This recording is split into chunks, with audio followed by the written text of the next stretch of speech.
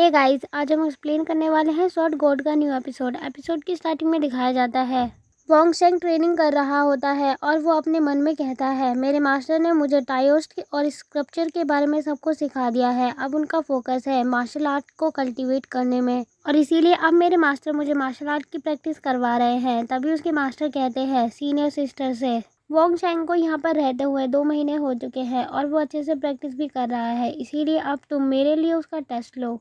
Wong शेंग भी कहता है, सीनियर सिस्टर आप मेरा टेस्ट ले सकती है। तभी वो आगे बढ़ती है और वो अपनी पावर का यूज़ करने लग जाती है। वहीं वोंग शेंग अपनी टेक्निक्स का यूज़ करता है उसके ऊपर अटैक करने के लिए, लेकिन वो उसके अटैक से बच जाती है। जब वो उसके ऊपर अटैक करने की कोशिश कर रहा होता है तो वो अपने मन में कहता है, एक कल्टीवेटर को ना सिर्फ टाओ को अंडरस्टैंड करने की ज़रूरत है, बल्कि टाओइज्म टेक्निक्स का यूज़ करके डिफेंस करना भी अच्छे से आना चाहिए। वोंग शेंग उसके ऊपर अटैक करता है तो वो उसके अटैक से बचते हुए पीछे की ओर हट जाती है। तभी सीनियर सिस्टर अपनी स्पिरिचुअल पावर का यूज़ करती है। वो आगे की ओर बढ़ती है और उसके हाथों को पकड़कर उसके हाथों को तोड़ने वाली होती है और वो उसके गर्दन को पकड़ लेती है और तभी उसे ऊपर की ओर फेंक देती है। सीनियर सिस्टर ऐसा इसलिए कर पाती है क्योंकि वो क्लोज कॉम्बैट में काफ़ी ज़्यादा माहिर होती है। और वही दिखाया जाता है वोंग शेंग निराश होकर एक कोने में बैठा हुआ होता है और वो रोते हुए कहता है, मैंने बहुत ज़्यादा प्रैक्टिस की थी लेकिन मैं सीनियर सिस्टर के एक क्लॉथ के कॉर्नर तक को नहीं छू पाया।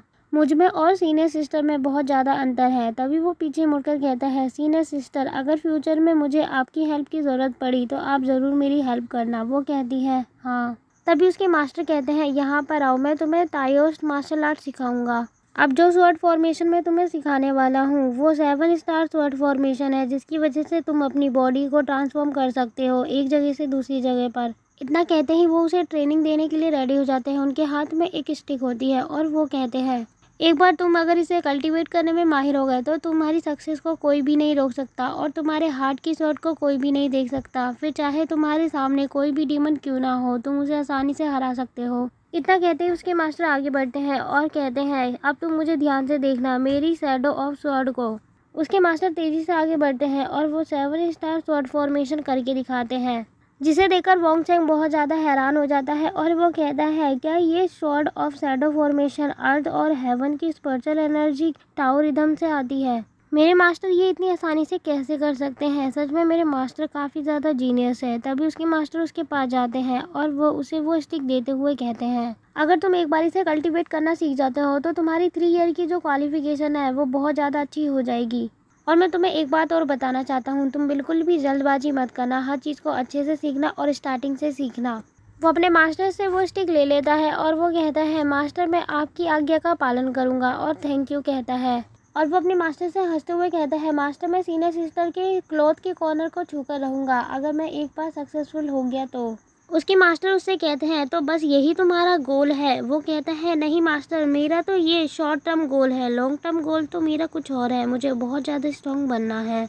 और वो अपने मास्टर के क्लोज जाकर कहता है, मास्टर आप चिंता मत कीजिए, अगर फ्यूचर में सीनियर सिस्टर को मेरी हेल्प की ज़रूरत होगी तो मैं उनकी ज़रूर रक्षा करूँगा। उसके मास्टर कहते हैं, ये हुई ना बात। तभी दिखाया जाता है वो अपनी प्रैक्टिस कर रहा होता है और प्रैक्टिस करते हुए वो अपने आप से कहता है, पिछली लाइफ में मुझे काफ़ी चीज़ें फेस करनी पड़ी थी, लेकिन पिछली लाइफ से मुझे एक बेनिफिट हुआ है। जो पहले मुझे स्वॉर्ड फॉर्मेशन आती थी उसकी वजह से ये जो नई स्वॉर्ड फॉर्मेशन है वो मैंने आधी आफ्टरनून तक तो सीख ही ली है। अब मैंने सोच लिया है पिछली लाइफ की तरह मैं इस लाइफ में बिल्कुल भी गलतियां नहीं करूँगा, वरना तो ये जीवन मेरा बेकार हो जाएगा।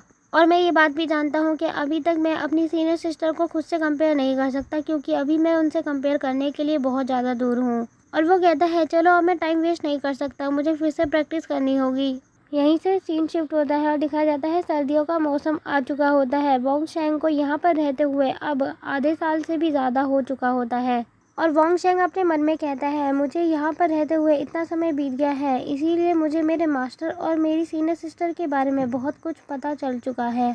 मेरी सीनियर सिस्टर ट्रेनिंग में तो मुझसे काफ़ी ज़्यादा अच्छी है और वो काफ़ी अच्छे से प्रैक्टिस भी करती है, मैं तो बस उन्हें फॉलो ही करता हूँ। लेकिन मुझे ऐसा लगता है कि उन्हें कुछ चीज़ें समझ में नहीं आती है, उन्हें अंतर नहीं पता एक आदमी और एक औरत में।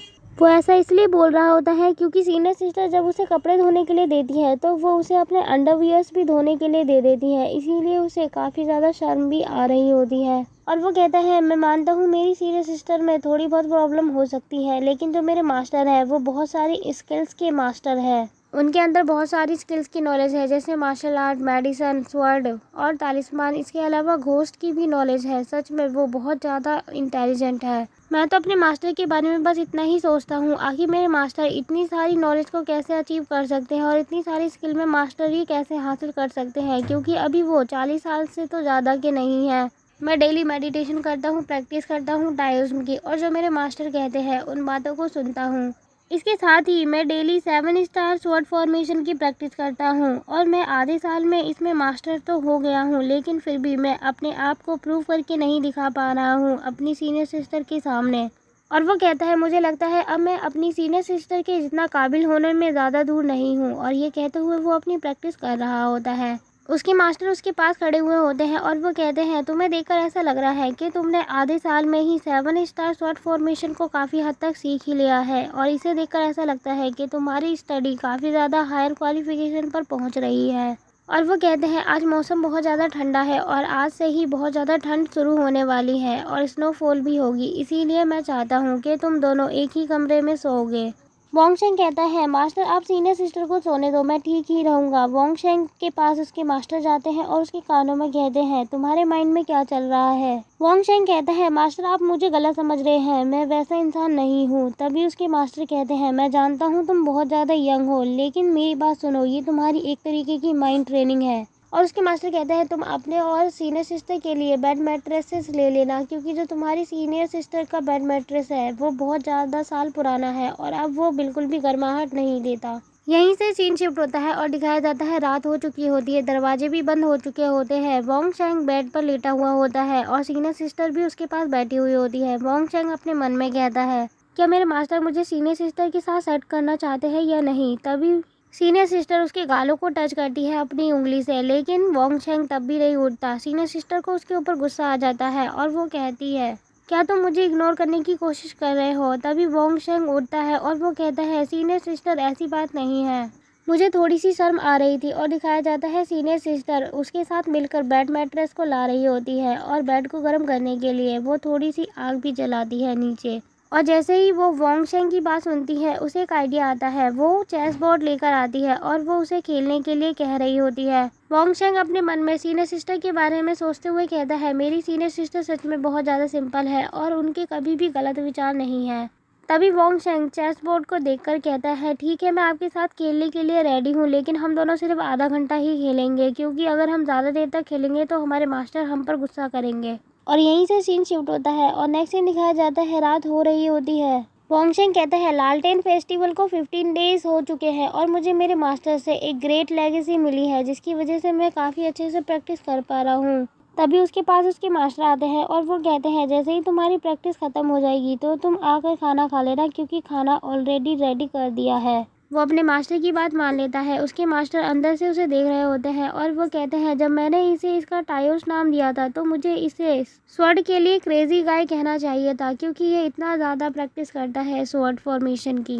वोंगशेंग अपनी प्रैक्टिस कर रहा होता है और वो कहता है, आज वो दिन है मेरे प्रीवियस लाइफ के अकॉर्डिंग, आज ही के दिन अर्थ और हेवन की विटल स्पिरिचुअल एनर्जी रिवाइव होगी। मैं अपने लिए, मेरी सीनियर सिस्टर और मेरे मास्टर के लिए ये अपॉर्चुनिटी बिल्कुल भी खोने नहीं दे सकता।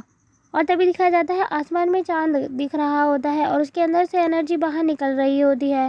मास्टर और सीनियर सिस्टर अंदर बैठकर खाना खा रहे होते हैं। तभी मास्टर को एक अलग सी चीज़ का अनुभव होता है। वही वोंगशेंग अपनी स्वॉर्ड को लेकर खड़ा होता है और वो कहता है, विटिलिटी अर्थ और हेवन की आ रही है। और गाइस, इसके साथ ही एपिसोड यहीं ख़त्म होता है। अगर आप इसका नेक्स्ट एपिसोड देखना चाहते हैं तो वो आपको हमारे चैनल पर मिल जाएगा। सो गाइज़, ऐसी ही अमेजिंग वीडियोस के लिए आप हमारे चैनल को सब्सक्राइब कर सकते हैं और बेल आइकन भी प्रेस कर देना।